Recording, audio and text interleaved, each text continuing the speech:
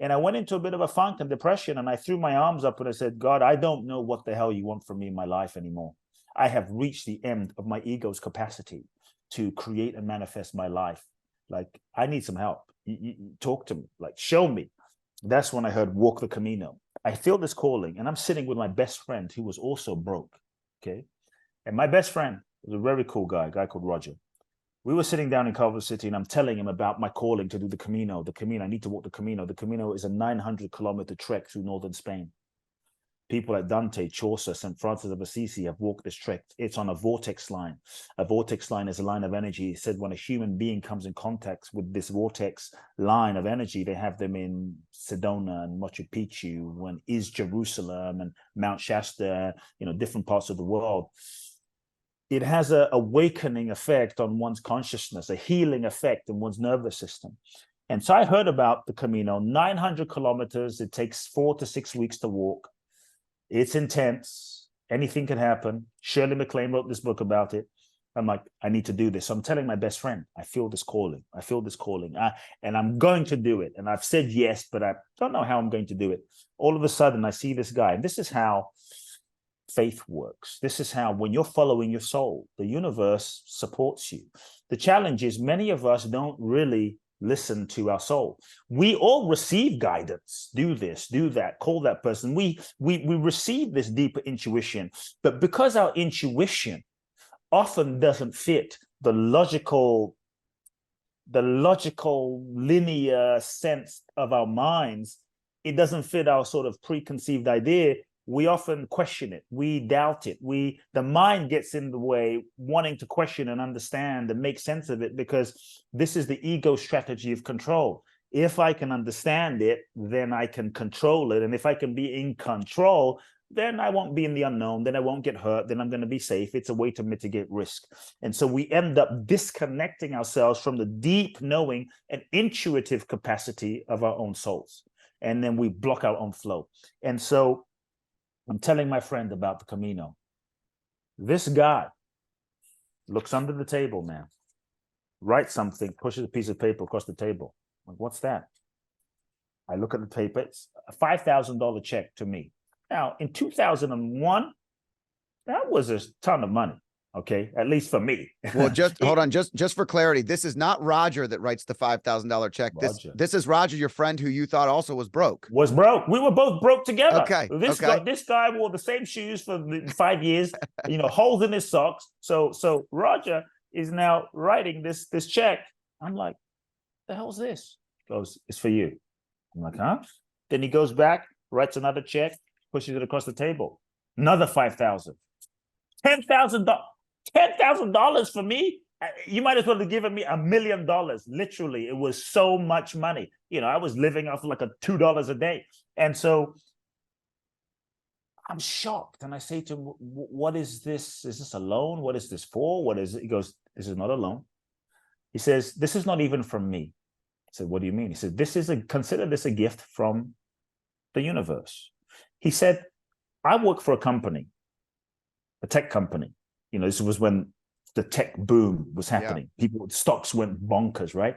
He said, I work for this tech company. I'm literally the lowest guy in the company, but my stock has gone crazy. I hate my job. I don't know why I go to work. I half-ass my job. And every day I pray to God, like, God, why am I here? And then when I heard you speaking about the Camino, I understood part of the reason I'm doing this job, because my stock has gone crazy, because I have almost $1 million worth of stock. And he said, for doing nothing. And he said, I understand that really the only reason God has given me this opportunity is to be able to support people like you. Because I know that if you walk the Camino, you will transform and your life will be benefited and you will impact millions of people in your lifetime. So this is not a gift from me. I'm just a delivery person delivering you this money. It's yours. You don't owe me anything. Go walk the Camino. And that's how it started. And that's why I believe I invite everyone, when you feel that calling, what I had to learn to do was to not question my intuition. So it's like, if your intuition says turn left, turn left. You don't have to know why. in order to follow it. You don't even have to know where you're going in order to get to exactly where you need to be. But if you follow your guidance, if you follow your intuition, you'll be guided in the right place at the right time with the right people in the right way. Follow the guidance. To me, that's the key. And so I ended up walking the Camino. And the Camino, you know, back then, especially 2001, you know, we didn't have these crazy smartphones and Google Maps. And so the whole point of the Camino is you don't even take a physical map. You just walk in old school style. Old school style is you walk first day straight up from the south of France into the Pyrenees, straight down into the Pyrenees, into a black forest, literally like out of Blair Witch Project. So here I am walking by myself, thinking I'm about to get killed by ghosts and things. And the whole point is it's a walk and a journey of trust. It's like life, where the only thing to guide you is every now and again you will see the yellow arrows. So the whole point of the Camino is to follow the yellow arrows. And you're walking for miles, you see nothing, and then you're wondering, am I on the right track?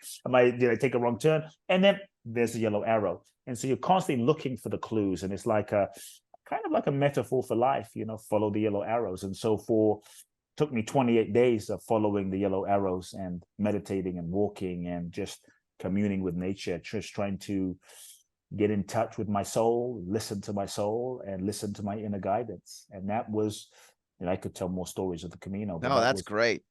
What's great about that is I think there's a couple of things that I heard that are really powerful. You know, number one is we are the company we keep. So you can have all the ideas in the world, but when you share them with people, that when you're actually putting your energy out into the universe and you're sharing your ideas and you're sharing that path that you were sharing, you were passionate about whatever it was you were doing, you were getting led in the right direction eventually, even if it was moving you in different directions along the way, you were finding that path along the way. And it was partly because you were sitting in front of the right person. You didn't even know it. Yeah. And then you get out there and you get this metaphor for life. Sometimes the person you think is going to help you is not the person. Sometimes life, God, whatever you believe, right? God will use the most unusual means. You know, life can use whatever means necessary to unfold your destiny. Because to me, the dream that you have doesn't belong to you. It belongs to life. Life chose you to be the person to fulfill that dream. And if life chose you, then I believe that life knows how to fulfill itself. Many times we have all of these preconceived ideas, how it's going to happen, who's going to help us. But the truth is, we end up putting our faith in humans rather than our faith in life, in the innate divine intelligence. And so Roger was the last person.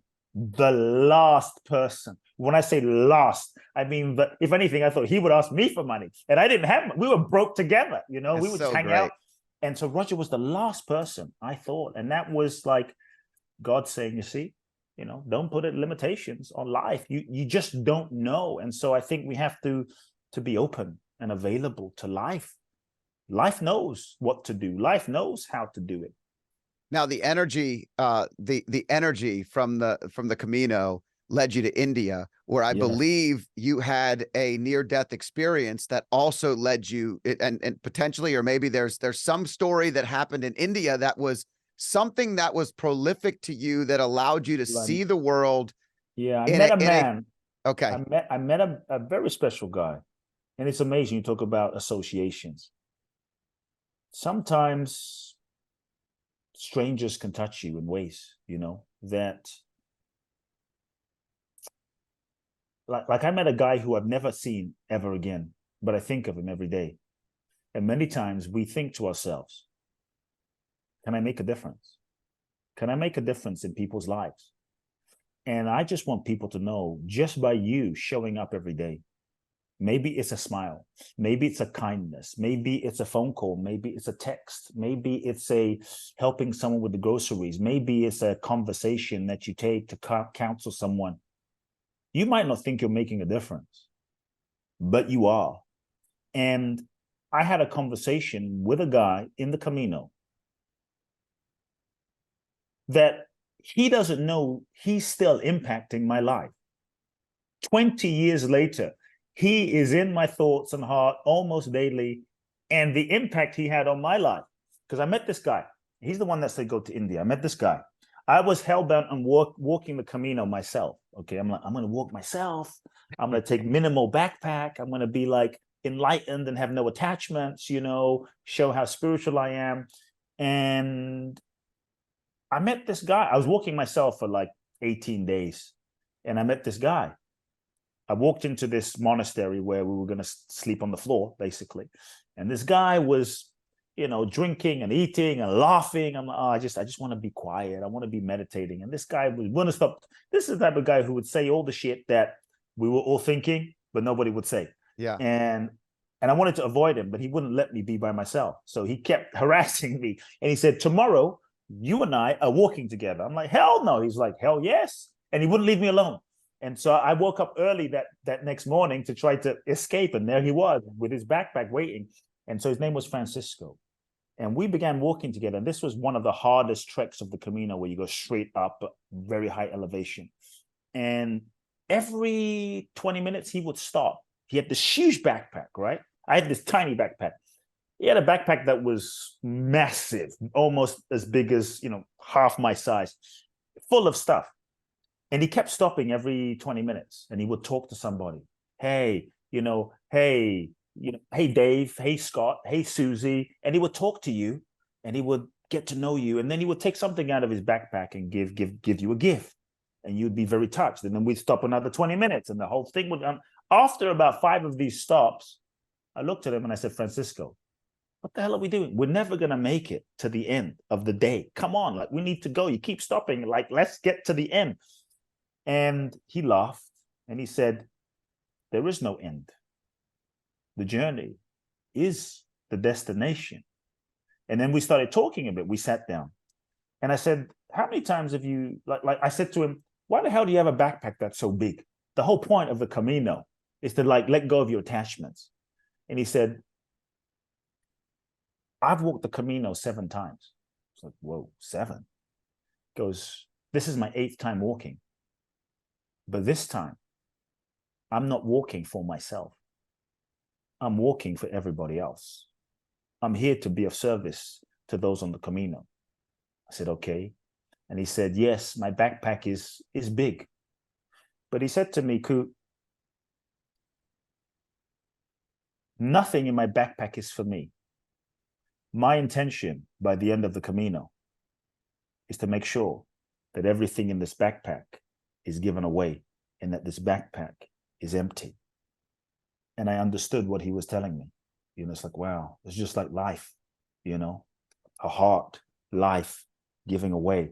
And I understood what he was saying. And I understood, like, wow, the whole purpose of the journey of life is to give, is to give. And so many of us, we hold on to things, but he was intent on giving and giving. And then we got to the end of that day and he hands me a book, a gift-wrapped book that was clearly gift-wrapped before, right?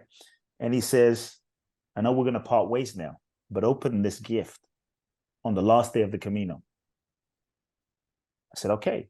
I left the next day and, you know, he told me, go to India, go here, do this. And the next day I was walking, I sat down by a tree exhausted. I saw the gift and could I wait? I couldn't wait. I'm like, no, I have to open this gift. So I opened this gift. See, my mother is Japanese. And I had told him about, you know, I'm 21 years old. My mother was kind of worried about her son in this middle of nowhere with no communication, right? And I opened this gift, unwrap it. It is a book, detailed sort of historical, in-depth explanation about the Camino in Japanese. And I realized that he was giving me a gift for my mother. And how the hell did he know that he was going to meet someone whose mother was Japanese? And he gift wrapped it. You know, I'm like, wow. And that was a sign of the universe, you know, that what you need will be there when you need it along the journey. And many times we walk in life and we face darkness or dark moments and dark times. And it's easy in those dark times to want to give up, to question life, to question God, to question oneself, to question, am I on the right path? But I think that the darkness that we face, those challenging moments, are not sent to break us. They're sent for us to access a deeper dimension of our potential. The dark moments and those dark times are not sent to destroy you. They're sent to force us to go inside, to connect to the light of our being, to reveal the light of who and what we truly are. And so the Camino was very, very powerful for me. If you like clips like this, I have a similar clip here. And if you want to watch the full video, click here.